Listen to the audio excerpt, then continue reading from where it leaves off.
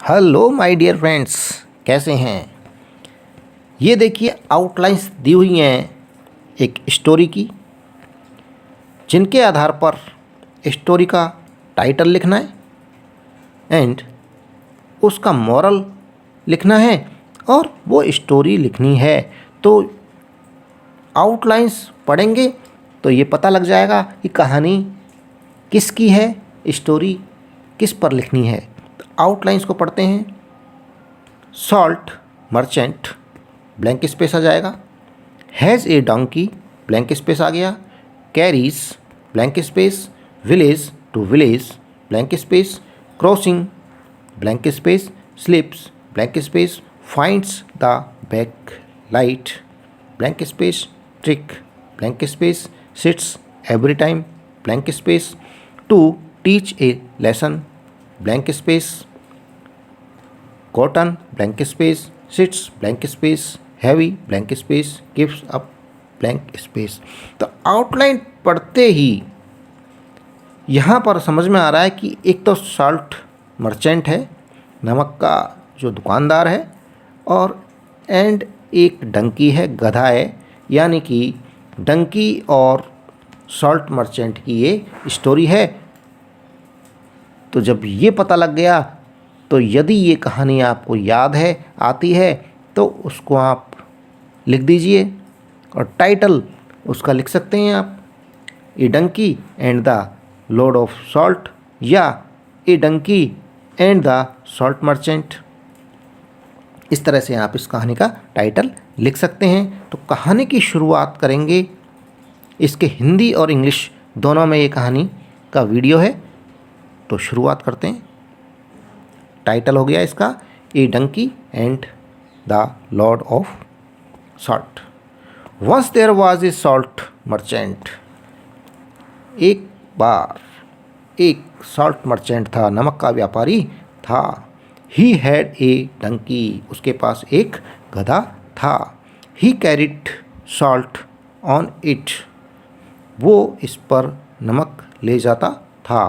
From village to village, एक गांव से दूसरे गांव। वन डे, एक दिन, दे वर क्रॉसिंग ए रिवर, एक दिन वे नदी को पार कर रहे थे। Suddenly the donkey slipped, donkey फिसल गया एंड फेल डाउन, गिर गया नीचे। When the donkey got up, जब गधा उठा, it found the bag light, उसको अपने जो बैग था, बोरा था, उसका वजन हल्का लगा। Now the donkey found the trick, अब तो क्या हुआ, गधे को एक ट्रिक मिल गई, उपाय मिल गया। कौन सा? हल्का करने का, वज़न को हल्का करने का उपाय मिल गया कि पानी में बैठ जाओ तो वज़न हल्का हो जाएगा। It sat down in the stream every time it crossed the river, जब भी नदी को पार करते, every time it crossed the river, नदी को पार करते समय, it sat down in the river, in the stream, वो वहाँ बैठ जाता। The merchant wanted to teach it a lesson, जब गधा ऐसा बार बार करने लग गया तो मर्चेंट समझ गया, salt merchant, the salt merchant wanted to teach it a lesson, तो उस व्यापारी ने उसको सबक सिखाने की सोची।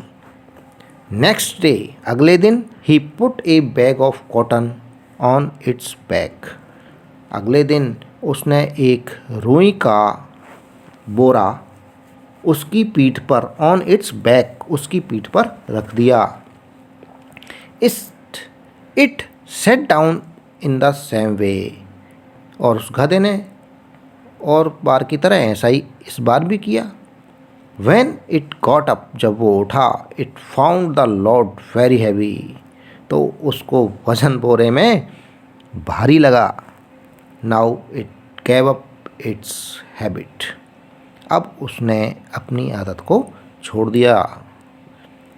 तो यहाँ क्या है, मोरल क्या है, टिट फॉर टैट, जैसे को तैसा, जैसा गधे ने व्यापारी के साथ किया, व्यापारी ने भी गधे के साथ वैसा ही किया। अब इसका हिंदी अर्थ है, ये हमारा चैनल का नाम है गर्ग एजुकेशन टेक, जिसमें आपका स्वागत है।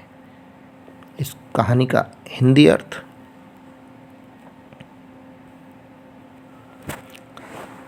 कहानी का टाइटल है गधा और नमक का बोझ। एक बार एक नमक का व्यापारी था। उसके पास एक गधा था। वह उस पर गांव-गांव नमक ले जाया करता था। एक दिन वे एक नदी पार कर रहे थे। अचानक गधा फिसल गया और गिर गया। जब गधा खड़ा हुआ तो उसने देखा कि बैग यानी बोरे का वज़न कम हो गया है। अब गधे को उपाय सूझ गया। वज़न कम करने का उपाय सूझ गया। वह जब भी नदी को पार करता तो बैठ जाता था। कहाँ पर? नदी के अंदर बैठ जाता था, वो नदी की धार पर। व्यापारी ने उसे सबक सिखाना चाहता था। व्यापारी उसे सबक सिखाना चाहता था। अगले दिन उसने उसकी पीठ पर रुई का बोरा बैग रखा। वह उसी तरह ही पानी में बैठ गया। जब वह उठा, यानी गधा जब उसमें से उठा, उसे बैग का वज़न बहुत भारी लगा। भारी क्यों लगा? रुई भीग गई, रुई में पानी भर गया। रुई में पानी भर जाता है, नमक तो क्या गल जाता है पानी में, तो गल के वज़न कम हो गया। लेकिन रुई का बोरा, रुई ने पानी को सोख लिया तो रुई का बोरा और ज़्यादा वज़नदार और ज़्यादा भारी हो गया। तो अब क्या किया? अब गधे ने अपनी आदत छोड़ दी। शिक्षा है इसकी जैसे को तैसा। इसी के साथ में इस कहानी का ये वीडियो समाप्त हुआ। जो चैनल पर नए हैं वो चैनल को सब्सक्राइब कर लें और वीडियो पसंद आ रहा है तो वीडियो को लाइक कर लें। धन्यवाद। Thank you.